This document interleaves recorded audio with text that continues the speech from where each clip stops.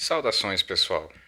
Vamos dar início aqui a uma série um pouquinho diferente de vídeos, onde o foco não vai ser a gameplay, mas eu vou falar um pouquinho sobre alguns princípios básicos do sistema de jogo que eu tenho utilizado, do Savage Worlds no caso. Então, começando por esse primeiro vídeo aqui, a gente vai falar um pouco sobre os conceitos e os testes, até para meio que ensinar aquele básico, né, para quem acompanha, às vezes ficou alguma dúvida e que algo não ficou muito claro, né, até para entender melhor as regras. Basicamente, o Savage Worlds ele se define como um sistema rápido, divertido e furioso. Por quê? Basicamente pela simplicidade que ele tem, é fácil basicamente de aprender. A questão da diversão por ser uma coisa mais rápida daí no caso também, né? Por ser essa questão assim ágil, praticamente são poucas rolagens para determinar o desfecho de cada ação tomada pelo personagem, e furioso no sentido de que, dependendo o valor dos dados, a gente pode ter uma repercussão que muda toda a narrativa, né? Às vezes um teste bem sucedido num momento importante e você tem uma batalha perdida que tem uma reviravolta importante ou acontece algum evento que muda toda a direção dos eventos que estão acontecendo. Então, por ser esse sistema, digamos, mais focado justamente na questão da agilidade, que a gente tem assim uma definição maior, onde eventualmente a questão da velocidade e do preparo rápido para a história é muito mais importante que a questão do realismo e dos detalhes. Ou seja, a gente interpreta aqui o Savage Worlds como um sistema mais adequado para como se fosse uma história, tipo algum filme de aventura e ação, entende? A questão não é tanto a parte do realismo, a questão não é tanto a questão dessa de ser uma simulação da realidade mesmo. A gente quer justamente aquela história com protagonistas fazendo seus feitos sobre-humanos, sendo heróis e justamente salvando o dia, já que é esse a proposta desse sistema de jogo. Claro que, de acordo com algumas regras, né, a gente pode sempre ajustar. Por exemplo, uma narrativa de terror pode ter algumas regras de medo, alguma narrativa mais focada assim, em espionagem e intriga social pode ter um foco maior em perícias sociais e habilidades de interação entre os personagens que não envolvam combate. Mas, basicamente, é sempre para aquele estilo mais como se fosse um filme mesmo de ação e aventura. A intenção é justamente uma coisa bem dinâmica e rápida, praticamente.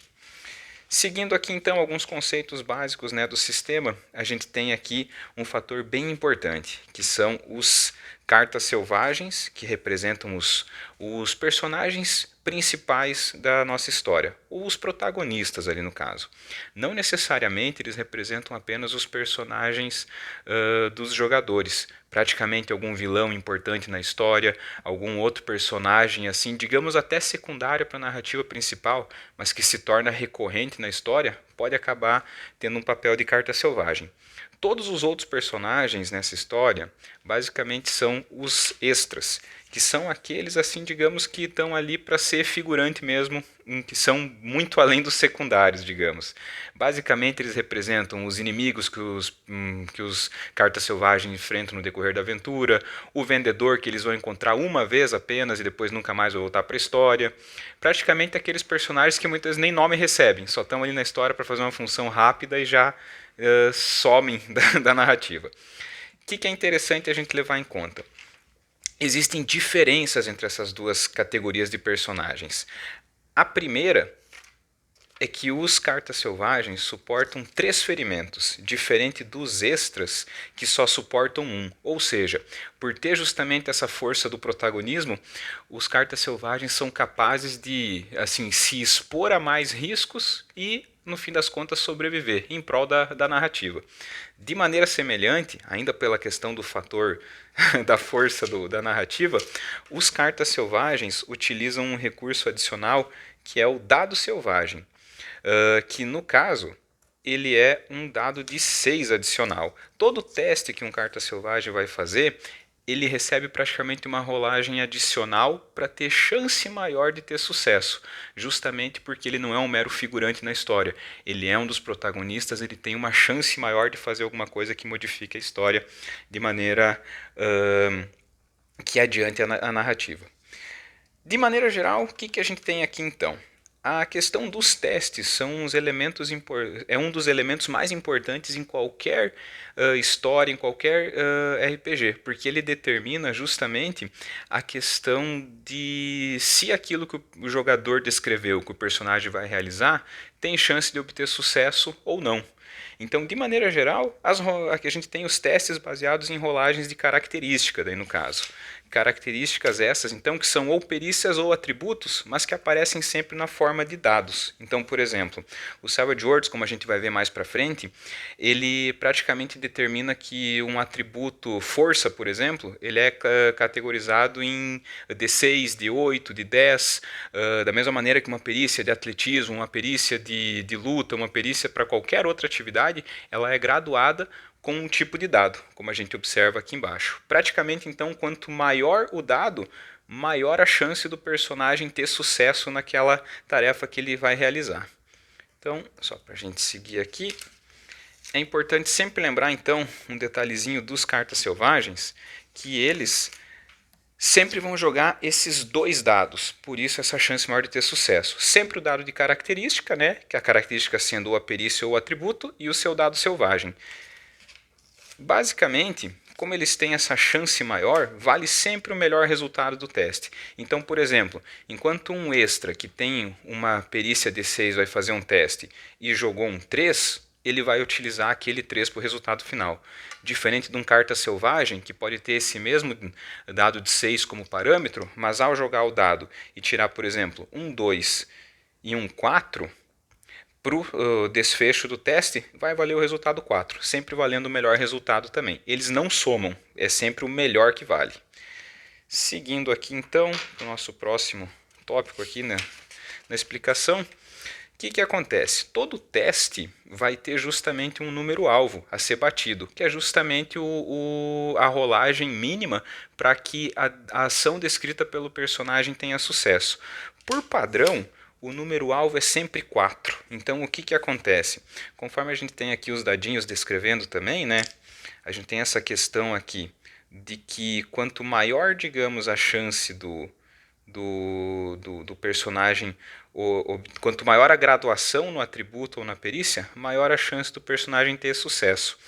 Então, um extra que vai fazer uma rolagem de apenas um dado isoladamente, aqui eu fiz a diferenciação em termos de porcentagem do mesmo atributo para um carta selvagem, que sempre lembrando vai jogar um dadinho de 6 adicional. Então assim, a chance de se obter 4 ou mais para um extra com atributo que usa apenas o dado de 4 vai ser 25%, enquanto que um carta selvagem jogando um de 4 e um de 6 tem 62% de chance de ter esse mesmo sucesso nesse mesmo contexto. Então a gente percebe aqui comparando 50 contra 75, 62 contra 81, que basicamente os cartas selvagens têm justamente essa questão da força do protagonismo.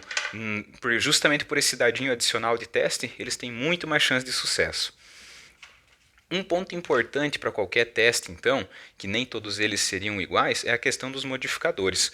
O número-alvo geralmente não muda, mas a questão, assim, digamos, de que alguns fatores que influenciam nessa história podem acabar facilitando ou dificultando o teste do personagem.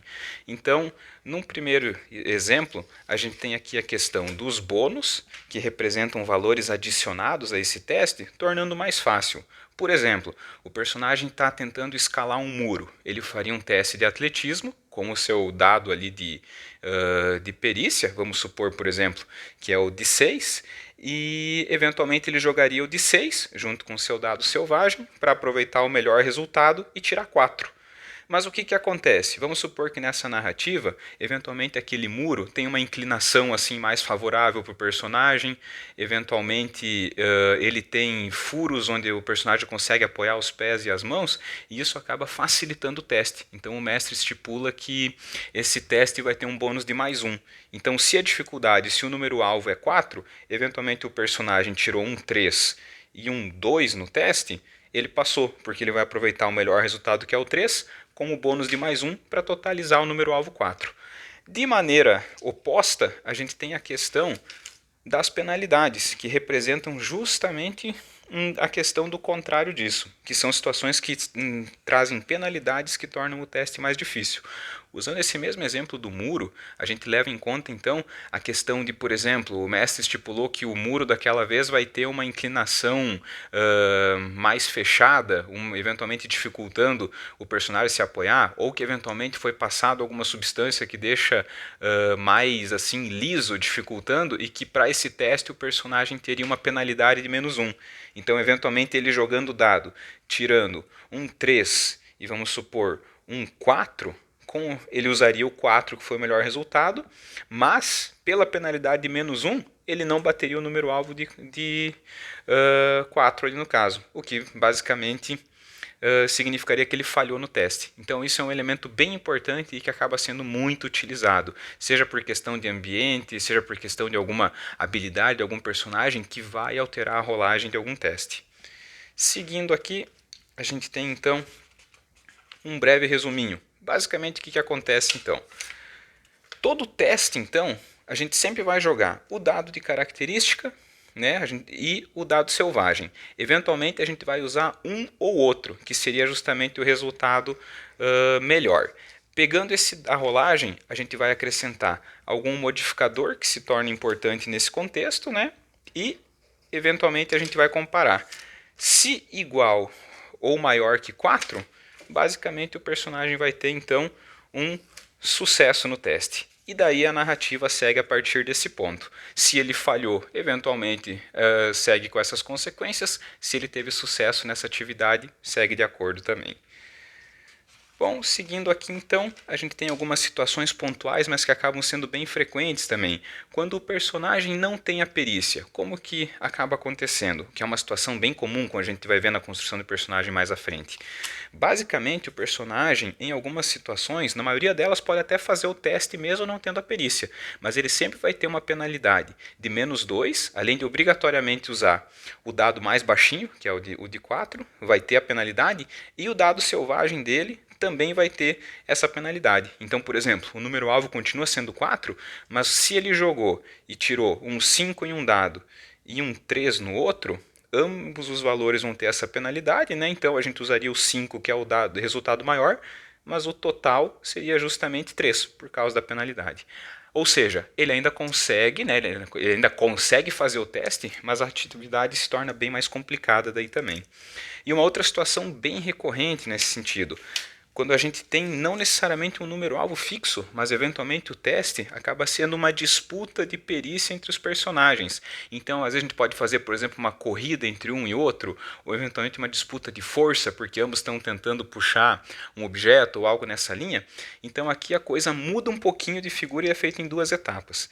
Primeiramente, é feito um teste básico pela fonte ativa. E basicamente o teste básico, então, né? A gente tem aqui pela questão de bater o número-alvo 4 para eventualmente determinar um novo número-alvo. Então, por exemplo, se a fonte ativa faz o primeiro teste e ela tem que obrigatoriamente bater esse número-alvo 4, ou ela já falha automaticamente. Então, por exemplo, joguei ali o dado e tirei um 2 no meu dado selvagem e tirei um 5 no meu dado de característica, eu passei no teste, né, consegui justamente 4 ou mais, e agora para minha fonte passiva, que vai fazer o teste comparando, eu não vou usar mais o número-alvo 4. O número-alvo agora é justamente o 5 que passou. E agora sim a fonte passiva faz o teste para superar aquele 5. Se eventualmente tirar o valor igual ou maior, a fonte passiva venceu. Se não conseguir bater esse resultado, a fonte ativa venceu daí também. Seguindo aqui, a gente tem alguns outros contextos ali, outros conceitos importantes também. Um bem importante aqui no caso é a questão da ampliação, que é quando basicamente o número-alvo é superado por 4 ou mais. Então o que a ampliação representa? Como se fosse um sucesso em grau elevado, ou em comparação com outros sistemas de jogo, acaba sendo praticamente o sucesso decisivo, o acerto crítico daí no caso. Então o que acontece? Eventualmente ele representa um grau de sucesso mais importante. Então, se o nosso número-alvo é 4 e um valor até esse ponto representa um sucesso, se eu tirar 8, eventualmente eu vou ter uma ampliação. Se eu tirar um valor 12, eu teria duas ampliações. E se eu tirar um valor de 16, 3 ampliações. E assim por diante. Então, cada 4 pontos acima do nosso número-alvo, praticamente eu vou ter uma ampliação. E isso representa um sucesso em um grau maior. Então, por exemplo, supondo que um personagem está tentando desarmar algum adversário. Eventualmente, com sucesso, a gente pode estipular que ele conseguiu derrubar o item que o adversário está segurando, no caso, uma arma. Se eventualmente ele tirou uma ampliação, a gente pode estipular que ele não apenas conseguiu desarmar o adversário, mas como não derrubou a arma, ficou segurando ela e agora ele tem uma opção de equipamento já carregando também. Eventuais duas ampliações, a gente pode estipular que ele desarmou, ficou com a arma e ainda derrubou o adversário, então agora ele está caído e desprotegido. E assim sucessivamente. Então isso nos leva a um conceito bem importante, que é o as, porque imagina que assim, se eu preciso tirar 4 ou mais que um número alvo, que já é 4, ou seja, eu preciso tirar um 8 ali no teste, como é que eu vou conseguir isso utilizando, por exemplo, um dado de 6? Como é que eu vou chegar num 12, eventualmente utilizando um dado de 8, no caso? Aí que entra essa questão do as ou do dado que explode. Basicamente, é um dos elementos mais legais do Savage Worlds, que eventualmente, quando o personagem tem uma rolagem máxima no dado, ou seja, tirou 4 no de 4, 6 no de 6, 8 no de 8 e assim por diante, eventualmente a gente vai ter aqui então que é feita uma nova rolagem e os valores são somados. Então, por exemplo, eu joguei ali o meu teste que tem um valor de 6. Então, eu joguei aqui no caso, meu dado selvagem deu 3, meu outro dado de característica deu 6. Aqui a gente já vê então ainda que pelo fato de ter tirado um 6 ali no caso, eu vou jogar outro de 6. Por exemplo, joguei e deu 3, meu valor de teste aqui vai ser 9, justamente por causa da soma desses dois. Pode acontecer ainda, eventualmente, de quando eu jogar, eu tirar, por exemplo, o as nos dois dados, e então a gente joga a mesma situação. Jogo um outro dadinho aqui no caso, que caiu, vamos supor que caiu 6, e aqui caiu outro 4. Então, nesse cenário, ainda assim eu vou fazer uma nova rolagem e somar mais algum valor. Então, por exemplo, nesse contexto ali onde eu já vou ter esse 12, eu ainda jogaria um terceiro dado e vamos supor que caiu um 3 aqui no caso. Eventualmente, meu valor de teste vai ser ou um 15 ou um 10. Aproveito o melhor resultado, meu teste vai ser um 15 daí no caso. Então, isso é bem importante ser levado em conta daí também, já que é um dos elementos que, como eu falei, às vezes um teste, uma rolagem com valor muito elevado muda totalmente o rumo de um combate, de uma história e justamente altera toda essa questão. Seguindo aqui, a gente tem então o ad infinitum, que quer dizer o quê? Conforme eu vou tirando o resultado máximo, eu vou somando o valor indefinidamente. Só para de jogar e somar quando eventualmente não tiver esse valor máximo. E a gente tem aqui essa questão, que é bem importante também, que os modificadores são aplicados após a soma de todos os ases. Quer dizer o quê? Se eu estou fazendo um teste com uma penalidade de -1 e eu tirei um 6, não quer dizer que esse -1 vai transformar num 5 e eu vou perder meu as. Eu vou segurar aquele 6, jogar meu segundo dado, supondo que caiu 3 ali no caso, deu um total de 9, aplica a penalidade estipulada antes, que era de -1, então meu teste vai ser um 8. Mas, ou seja, eu ainda mantenho esse as daí no caso. Então isso é bem importante, que é um conceito bem frequente no jogo. De maneira semelhante também, mas muito pelo contrário, a gente tem a questão da falha crítica, que acontece quando eventualmente os dois dados do personagem, os dois dados de teste desse carta selvagem, tem o resultado 1. Então ele jogou e caiu 1 em ambos os dados. Aqui a gente tem o quê? O pior cenário possível para o personagem. Praticamente depende muito da crueldade do mestre ou de situações ali do contexto da história. Então, por exemplo, aquela mesma disputa que a gente falou antes, que estava um personagem tentando desarmar o outro. Supondo que a fonte ativa tirou uma falha crítica, a gente pode estipular que o personagem acabou desarmado e enquanto estava tentando desarmar o outro, ou se ele já não usava arma nenhuma, eventualmente ele tropeçou e caiu, e agora está prostrado no chão e eventualmente já está em desvantagem. Então isso é sempre bem importante levar em conta. Um detalhezinho, contudo, que a gente tem aqui no caso, é que por utilizar dois dados, a falha crítica fica restrita apenas aos personagens cartas selvagens.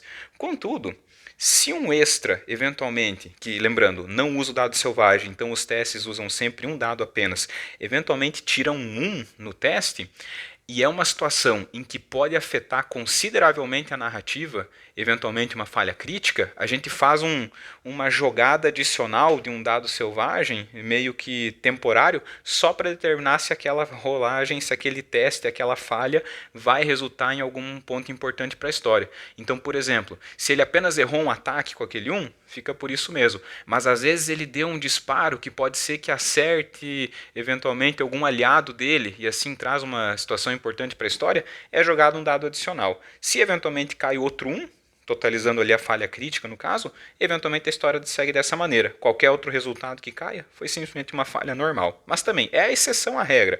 A regrinha geral é que geralmente é que o extra não vai ter aquela importância toda para ter geralmente essa rolagem adicional ali também. Aqui seguindo, a gente tem um elemento bem característico aqui do cenário também, que são os benes, que é a abreviação dos benefícios daí no caso. Eles representam praticamente um controle parcial sobre o destino do personagem, que é feito, digamos, através do próprio jogador, ou seja, uma situação onde eventualmente ele tenta modificar a história que o mestre está criando justamente em prol do personagem dele. Praticamente, o personagem começa sempre com 3 marcadores que podem ser utilizados ali como benes.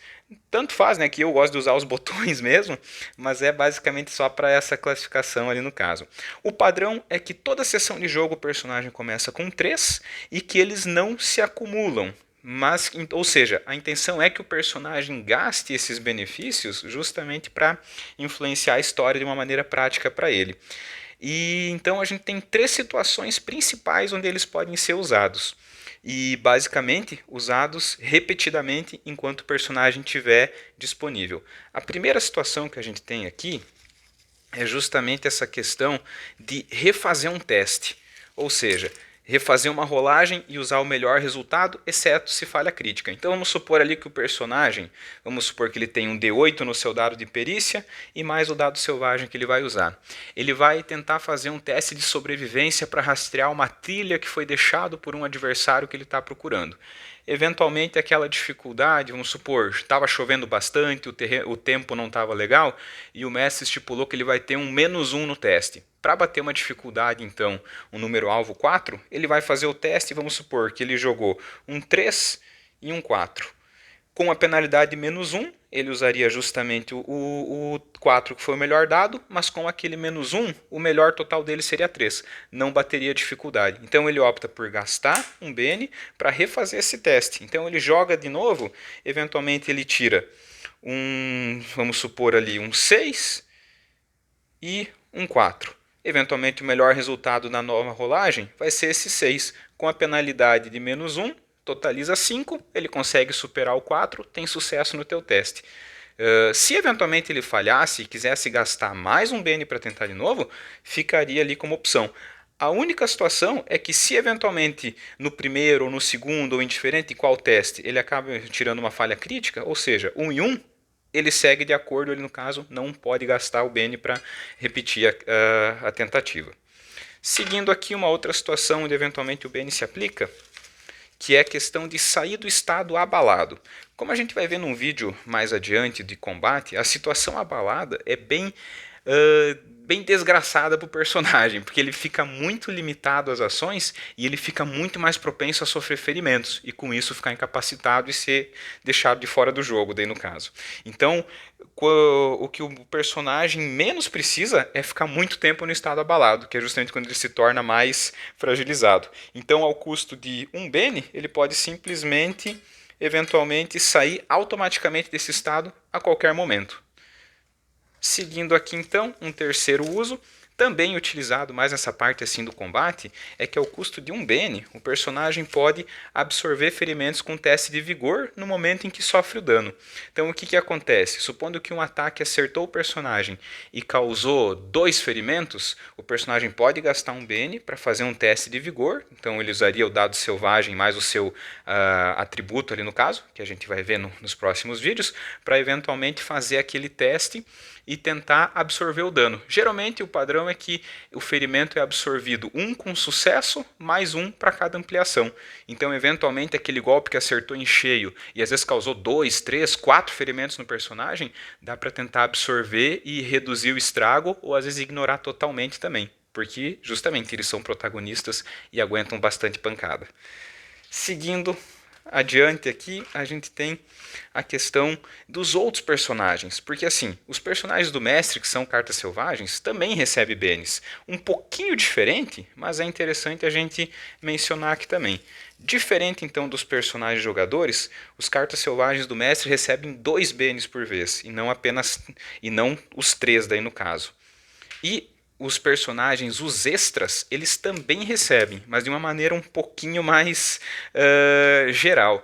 Eles recebem uma pilha de dados que valeriam eventualmente para uma pilha de benefícios que é comunitária, ou seja, eles recebem um bene para cada personagem jogador, mas que é usado por todos os personagens daí também. Então, basicamente, se o mestre está com uma sessão de jogo com 3 jogadores, existe uma pilha comunitária que vai usar justamente para toda essa galera. Seguindo aqui, então, uma outra situação comum, como um personagem pode ganhar mais bens. Aqui a gente tem justamente alguns pontos que vão além da mesa de jogo, no caso. Um dos motivos mais frequentes é a questão de ser um bom jogador. O que isso significa? Questão de comportamento e facilitar o andamento da história, já que não querer ser o chato, não querer ser o sujeito que rouba ou que fica tentando enganar, porque isso atrapalha muito o andamento do jogo. Então, eventualmente, quando algum jogador, por exemplo, percebe que houve algum engano, corrige, ou que eventualmente facilita o andamento de tudo, é produtivo na mesa, é sempre uma maneira de recompensa daí também, justamente para valorizar essa questão do bom comportamento.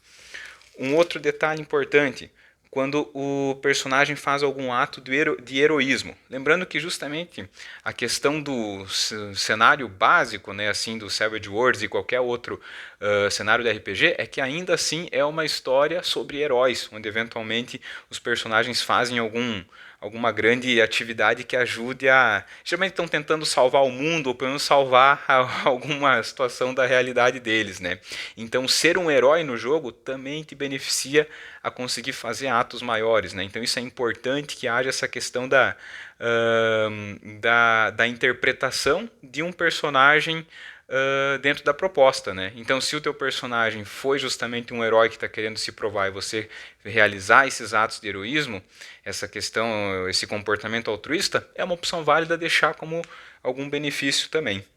E um bem importante, que acrescenta bastante aleatoriedade na questão assim do jogo, é a parte do Coringa. A gente vai ver no videozinho sobre combate que a questão do baralho ela é bem importante nessa parte da iniciativa de combate. Então, eventualmente, um personagem que saca um Coringa, ele recebe um benefício e mais todos os seus aliados daí também. Então, o que acontece? Mesma situação, sacar um Coringa durante um combate é uma situação que pode virar totalmente a história, já que ela eventualmente traz bastante vantagem. Basicamente, essa parte então inicial sobre alguns conceitos, a gente encerra por aqui. Se você assistiu até agora, eu agradeço, então, sempre lembrando, é sempre uma pincelada, uma coisa meio superficial, mas que eventualmente acrescenta bastante ali nessa parte da história daí. Então, valeu pessoal, vamos preparar aqui o vídeo 2 e é isso aí. Qualquer dúvida, use os comentários, pergunte e a gente vai dialogando a respeito. Valeu!